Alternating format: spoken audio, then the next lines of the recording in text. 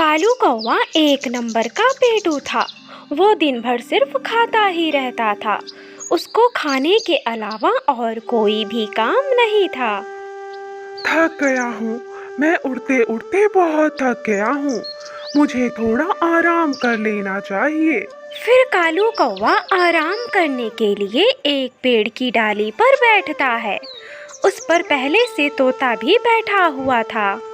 कालू कौवे, थोड़ा कम खाया करो। दिन पर दिन मोटे होते जा रहे हो। अपना पेट देखा है तुमने? तुमसे बड़ा तो तुम्हारा पेट है। मैं तो खाने के लिए ही बना हूँ। मैं तो सिर्फ खाऊंगा। मुझसे ये काम वाम नहीं होते हैं। अभी कालू कौवा इतना कहता ही है, तभी कालू कौवा उस पेड़ से नीचे गिर जाता है, क्योंकि उसका वजन बहुत ज्यादा था। मर गया, मर गया। मेरी तो कमर टूट गई। तोते, मुझे उठाओ। अभी तो तुम फिसल कर गिरे हो। देखना, कहीं तुम वजन बढ़ने के कारण उड़ ना भी पाओ। उड़ना ही भूल जाओ। फिर मिट्ठू तोता कालू कौवे को उठाता है। रात भी हो जाती है। गौरी कौवी अपने घोंसले में सोई थी।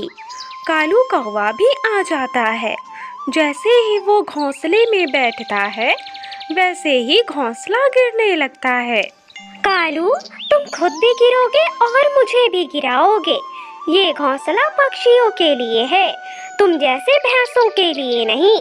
चलो चलो उतरो अब इस घोंसले से।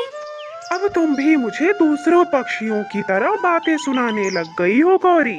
ऐसे ही सिर्फ दिन बीतते जा रहे थे। कालू कौवा सिर्फ खाता जा रहा था। कालू कौवे का वजन बढ़ता जा रहा था। उसका वजन इतना बढ़ गया था कि वो उड़ भी नहीं पा रहा था। कालू कौवा उड़ने की कोशिश कर रहा था। वो कभी ऊपर जाता तो कभी नीचे आता। कालू कौवे के पंखों ने भी कालू का साथ छोड़ दिया और कालू कौवा नीचे गिर गया। अरे, ये मैं उड़ क्यों नहीं पा रहा हूँ? मुझे उड़ने में इतनी परेशानी क्यों हो रही है? कालू कौवा ऐसा कहते कहते नीचे पड़े दानों को खाने लगता है।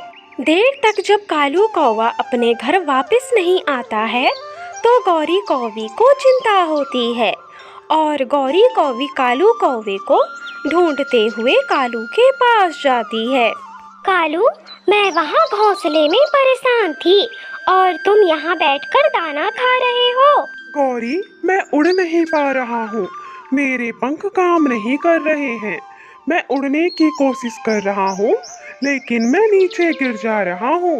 मैंने तो तुम्हें पहले ही कहा था, इतना खाओगे तो तुम्हारे पंख तुम्हारा वजन झेल नहीं पाएंगे। अब किसी तरह उड़ने की कोशिश करो तुम।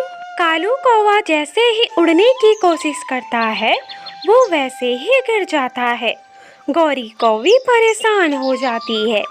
वो सारे पक्षियों को बुलाती है और किसी तरह कालू को टंगवा कर ले जाती है।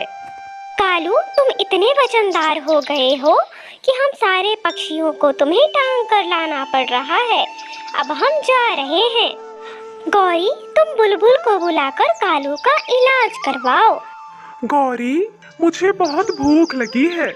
मुझे कुछ खाने को दे दो। चुप कर जाओ कालू, मैं जा रही हूँ बुलबुल डॉक्टर को बुलाने।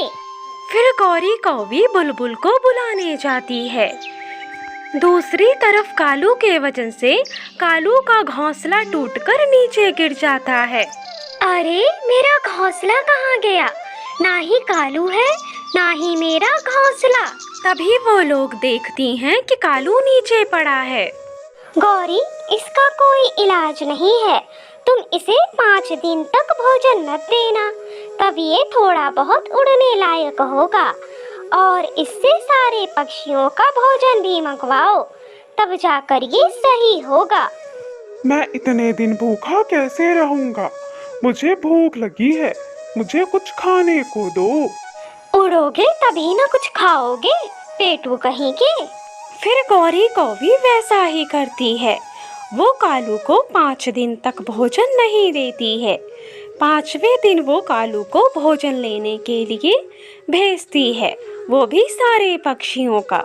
कालू कौवा ऐसे ही सारे पक्षियों का भोजन लाने लगा।